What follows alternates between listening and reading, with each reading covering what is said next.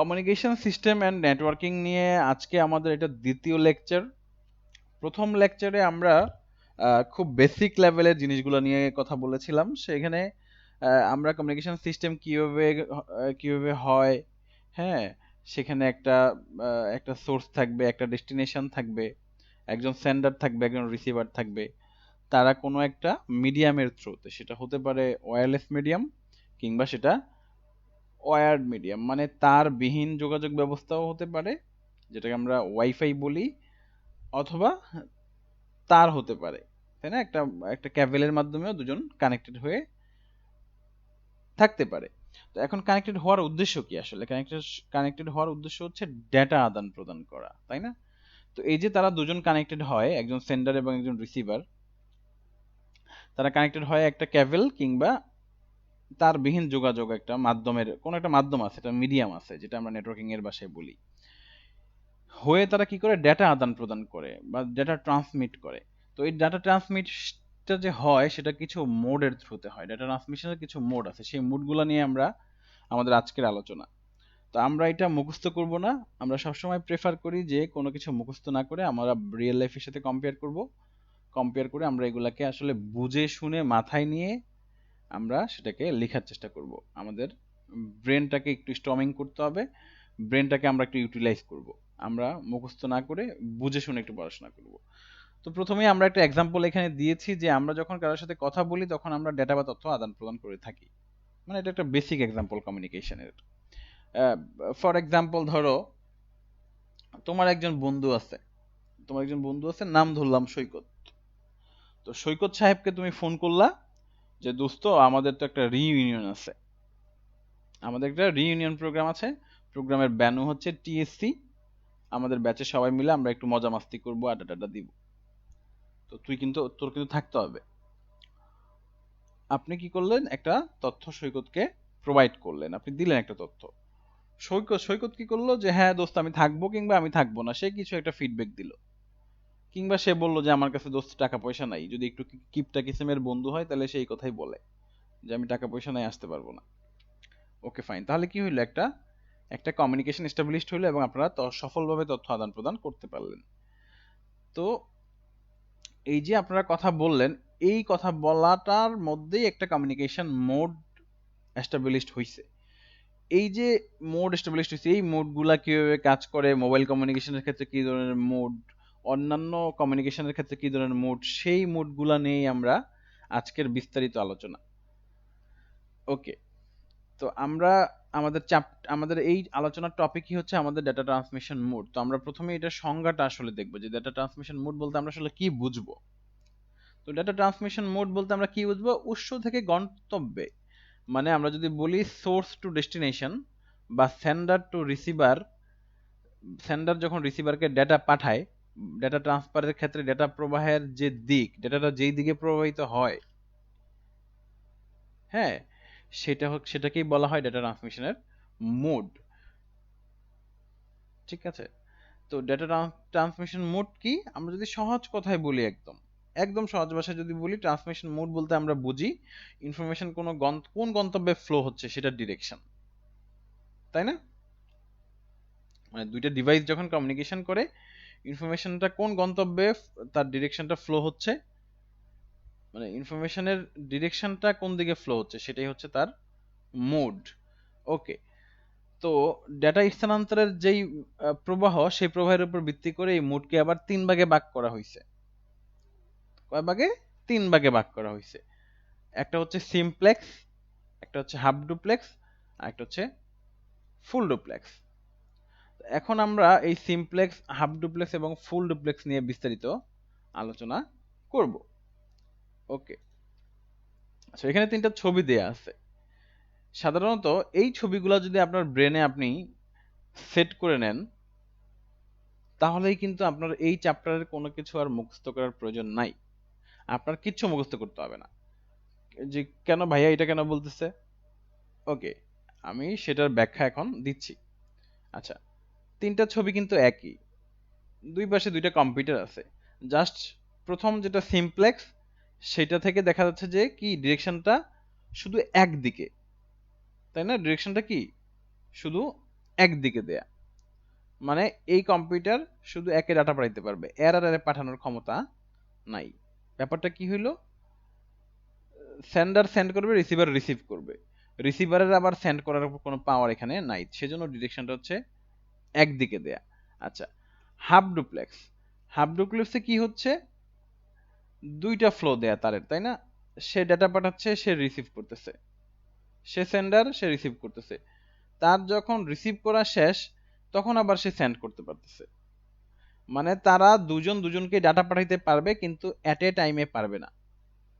Just আমি যে কথাগুলো বলছি আপনারা একটু এগুলো নোট করবেন, আমরা নিচের দিকে যত যাব তত জিনিসগুলো ক্লিয়ার হবে। জাস্ট আপনারা আমার কথাগুলো একটু ব্রেনে ঢুকান, তাইলেই হইলো। আচ্ছা, ফুল ডুপ্লেক্সে কি হচ্ছে, অ্যাট এ টাইমে সে ডাটাটাকে ট্রান্সমিট করতে পারে, সে যখন তাকে দিতে পারে সেও তখন তাকে ডাটা সেন্ড করতে পারে, সে যখন সেন্ড করতে পারে সেও তখন সেন্ড করতে পারে, মানে তারা বোথ ডিরেকশনে ডাটা সেন্ড টু রিসিভ করতে পারে। তাহলে আমরা আমাদের তিনটা মোড, সিমপ্লেক্স একদিকে ডিরেকশন, মানে একজন সেন্ডার একজন রিসিভার, রিসিভারের আবার সেন্ড করার পাওয়ার নাই। আর এখানে হাফ ডুপ্লেক্সে কি হচ্ছে, হাফ ডুপ্লেক্সে হচ্ছে যে সেন্ডার সেন্ড করবে, রিসিভার রিসিভ করবে, আবার যখন তার রিসিভ করা শেষ হবে তখন আবার সে সেন্ড করতে পারবে, মানে সেন্ড রিসিভ দুজনে দুইটা করতে পারে কিন্তু সেম টাইমে পারে না। ঠিক আছে, আবার ফুল ডুপ্লেক্সে এসে কি হয়, সেন্ড রিসিভ করতে পারে এবং সেটা অ্যাট এ টাইমেই করতে পারে। আচ্ছা, এগুলো নিয়ে আমরা নিচে একটু আলোচনা করবো, এক্সাম্পল দিলে এই জিনিসগুলো আমি আশা করি ক্লিয়ার হয়ে যাবে। ওকে, তো আমরা এখানে সিমপ্লেক্স নিয়ে কিছু ছবি টবি দেয়া আছে, কিছু কথাবার্তা এখানে লেখা আছে, এগুলো আমরা একটু বোঝার চেষ্টা করব। আচ্ছা, আমরা বলে আসছিলাম যে কি সিমপ্লেক্স হচ্ছে ওয়ান ডিরেকশন ফ্লো, মানে একদিকে ডাটা ফ্লো হয়, তাই না? দেখি তো আমরা এখানে আসলে কি বলা আছে। এই ট্রান্সমিশন পদ্ধতিতে ডাটা এক প্রান্ত থেকে অন্য প্রান্তে ট্রান্সফার হয়। এই পদ্ধতিতে একটি কম্পিউটার সবসময় অন্য কম্পিউটারকে ডাটা পাঠায় এবং অন্য কম্পিউটার শুধু ডাটা গ্রহণ করে। আচ্ছা, এইটুকু আমি মার্ক করে দিলাম, তার মানে এটার পয়েন্ট কিন্তু এইটুকুই। এই যে সিমপ্লেক্স, এই সিমপ্লেক্স পদ্ধতিতে একটি কম্পিউটার সব সময় অন্য কম্পিউটারকে ডাটা পাঠায় এবং অন্য কম্পিউটারটি সবসময় শুধু ডাটা গ্রহণই করে যায়। ঠিক আছে, তার মানে সেটা হচ্ছে একদিকে ডিরেক্ট করে ডাটা। যেমন ধরেন যে এখানে একটা এক্সাম্পল দিয়ে দেওয়া আছে রেডিও স্টেশন। রেডিও স্টেশনে কি হয়, রেডিও স্টেশনে একজন আরজে বক বক করতে থাকে, আপনি শুধু শুনতে থাকেন, আপনার কিন্তু আরজেকে কিছু বলার ক্ষমতা নাই। আপনি যদি সারাদিন রেডিওর সামনে বসে চিল্লাচিল্লি করেন, আরজে কি শুনতে পাবে? পাবে না। তার মানে কি, সেটা হচ্ছে ওয়ান ডিরেকশন, তাই না? ওয়ান ডিরেকশন, একজন বলবে, আপনি শুধু শুনবেন। ঠিক আছে, এই জন্য সিমপ্লেক্সের কাজ হচ্ছে একটি কম্পিউটার শুধু অন্য কম্পিউটারকে ডাটা পাঠায় এবং অন্য কম্পিউটার শুধু রিসিভ করে। এইটুক লিখলেই আপনার হবে, এবং এক্সাম্পল হিসেবে আপনি রেডিও স্টেশন দিতে পারেন। হ্যাঁ, আবার এখানে একটা এক্সাম্পল দেওয়া আছে, আপনি দেখেন যে টিভি স্টেশন। টিভি স্টেশনে কি হয়, যেমন বিটিভির কার্যালয় থেকে যে জিনিসটা সম্প্রচার হয় সেটা সারা বাংলাদেশে সবাই দেখতে পায়, কিন্তু সবাই যে দেখে, সবাই কি আবার বিটিভি স্টেশনে কোনো ডাটা পাঠাইতে পারে? পারে না কিন্তু। তার মানে কি, টেলিভিশন চ্যানেলটাও কি একটা সিমপ্লেক্স মোড, সিমপ্লেক্স মোডে টেলিভিশন চ্যানেলটা কাজ করে। তার মানে এটা কিন্তু একটা কমিউনিকেশন, তাই না? টেলিভিশন চ্যানেলটা যে আপনি দেখছেন বাই থ্রু দ্য অ্যান্টিনা, একটা সিগন্যালের মাধ্যমে, এটাও কিন্তু একটা কমিউনিকেশন। এই কমিউনিকেশনে যে মোডটা ইউজ হয় সেটা হচ্ছে সিমপ্লেক্স মোড, যেটাকে বলা হয় হচ্ছে ওয়ান ডিরেকশন। মানে এখানে একজন শুধু ডাটা পাঠায় এবং অন্যজন শুধু গ্রহণ করে। ঠিক আছে, তো একটা এক্সাম্পল দেয়া আছে, যে যেমন আমরা যদি একটা ওয়ান ওয়ে রোডের কথা চিন্তা করি, ঢাকায় সাধারণত কি হয়, একদিক দিয়ে গাড়ি আসে এক রুট দিয়ে, অন্য রুট দিয়ে গাড়ি যায়। আমরা যদি এটা ওয়ান ওয়ে রোডের কথা চিন্তা করি, তবে সেখানে একটি নির্দিষ্ট দিক থেকে আরেকটি দিকে গাড়ি চলাচল করতে থাকে, তাই না? তার মানে ওয়ান ওয়ে রোডে কি হয়, গাড়ি যখন আপনি আহ, আহ, যে কোনো একটা সাইড ধরে আপনার যেতে হবে। আপনি যখন উত্তর দিকে যাবেন তখন উত্তর দিকে রোড দিয়ে যেতে হবে, যখন আপনি আবার উল্টা দিকে যাবেন তখন আরেকটা রোড দিয়ে আপনার যেতে হবে। এটা হচ্ছে ওয়ান ওয়ে রোড। তো ওয়ান ওয়ে রোডে গাড়ি কি চাইলেই উভয় দিকে চলাচল করতে পারবে না, কারণ এতে কি হয়, অ্যাক্সিডেন্ট হওয়ার সম্ভাবনা থাকতে পারে। ঠিক একইভাবে সিমপ্লেক্স ডাটা ট্রান্সমিট মোড কাজ করে। এই পদ্ধতিতে একদিকে ডাটা ট্রান্সফার হয়ে থাকে, কিন্তু যেখানে ট্রান্সফার হয় সেখানে উল্টো দিকে ডাটা ট্রান্সফার করার কোনো সম্ভাবনা থাকে না।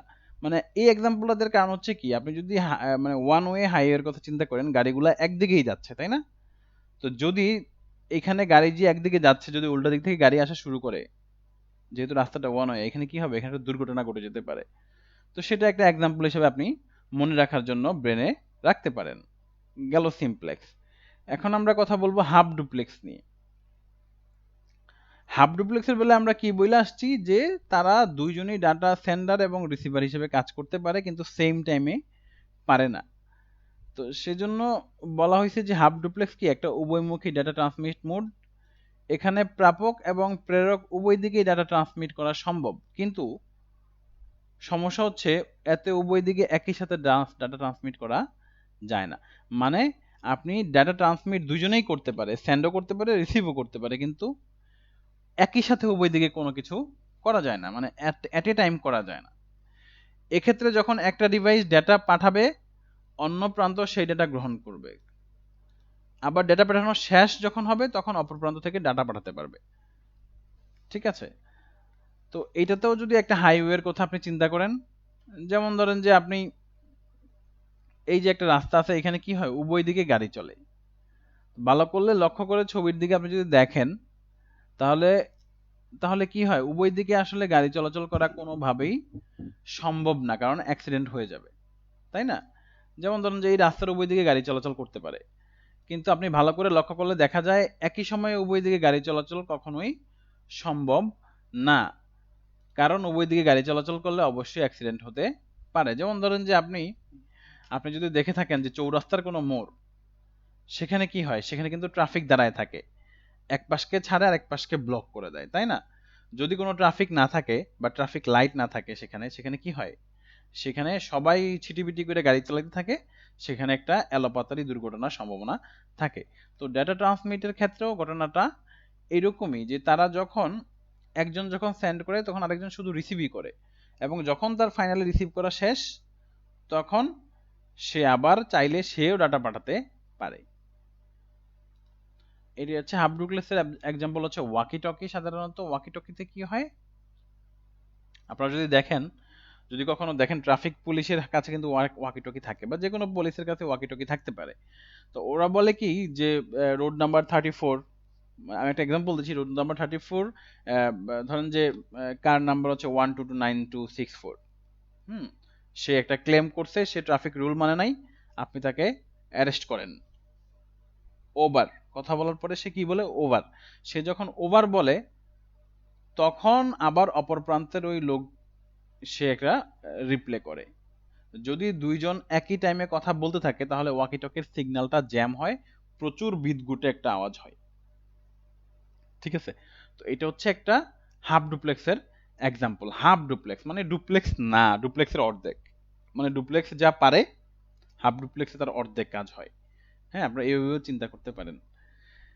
আচ্ছা, তাহলে আমরা এখন পড়াশোনা করি যে এখানে এই ছবি দেখলেও বোঝা যায় যে both direction but only one at a time, মানে বোথ ডিরেকশনে সে কাজ করতে পারে, কিন্তু মানে কি একজন একদিকে অ্যাট এ টাইমে করতে পারে, দুইজন একসাথে করতে পারে না, এই ক্ষমতা তার নাই। আচ্ছা, ফুল ডুপ্লেক্স নিয়ে যদি আমরা কথা বলি, এই পদ্ধতিতে ডেটা স্থানান্তরের ক্ষেত্রে প্রেরক এবং প্রাপক উভয় দিক থেকে একই সময় ডেটা প্রেরণ এবং গ্রহণ করা সম্ভব। তার মানে কি, আমরা যদি মোবাইলে কথা বলি, ধরি ধরি যে আমরা মোবাইলে কথা বললাম, আমরা মোবাইলে কথা বললে কি হয়, আপনি ধরেন যে আপনার বন্ধুকে ফোন দিলেন, আমরা একটু আগে যে এক্সাম্পল দিয়ে আসলাম সেটা কিন্তু একটা ফুল ডুপ্লেক্সের এক্সাম্পল। আপনার বন্ধু যখন কথা বলে আপনিও তখন কথা বলছেন, অ্যাট এ টাইমে দুজন কমিউনিকেশনটা করতে পারছেন। তার মানে কি, অ্যাট এ টাইমে দুজন ডাটা প্রেরণ এবং গ্রহণ করতে পারেন, এটা হচ্ছে ফুল ডুপ্লেক্স।